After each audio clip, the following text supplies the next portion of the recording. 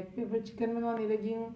तो उसके लिए ये मैंने 3 पाव चिकन लिया है और ये मैंने पेस्ट बनाया है प्याज का, 2 अदद बड़े प्याज लिए हैं और उसका पेस्ट बना लिया है। और इसी तरह ये मैंने 5 अदद टमाटर लिए हैं और उसकी मैंने प्यूरी बनाई है।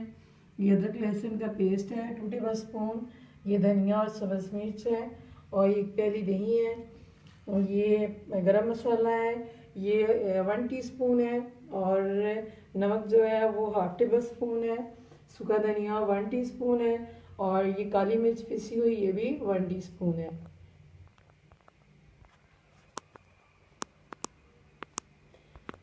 ये 1 प्याली मैंने ऑयल का लिया है और इसमें अब मैं अदरक लहसुन का पेस्ट डाल दूँगी।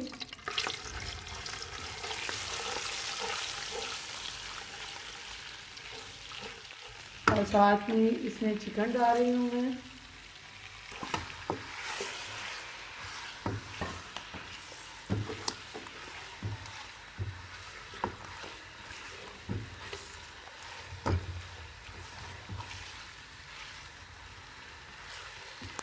ये अदरक और लहसुन के पेस्ट में हमने चिकन को 3-4 मिनट फ्राई कर लिया है और ये देखें इसका कलर भी जो चेंज हो चुका है। और अब हम इसमें ये पेस्ट डालेंगे जो मैंने बनाया था इसका प्याज का पेस्ट, 2 अदद प्याज का पेस्ट इसमें मैंने डाल दिया है। इसको हमने ब्लेंड किया था ब्लेंडर में। तो अब इसको मैं पकाऊंगी।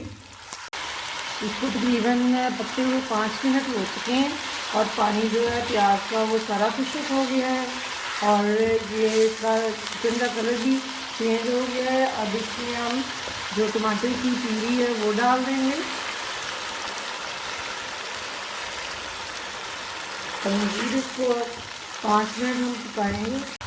ये 1 प्याली दही की है, ये मैं डाल रही हूँ अभी। ये चिकन का जो था पानी वो सारा खुश्क हो गया है और अब हम इसमें ये मसाले जो थे वो ये सब्ज़ धनिया और सब्ज़ मिर्ची डाल के आधी प्याली पानी की मैंने डाली थी और ये अब हमारा चिकन रेडी है।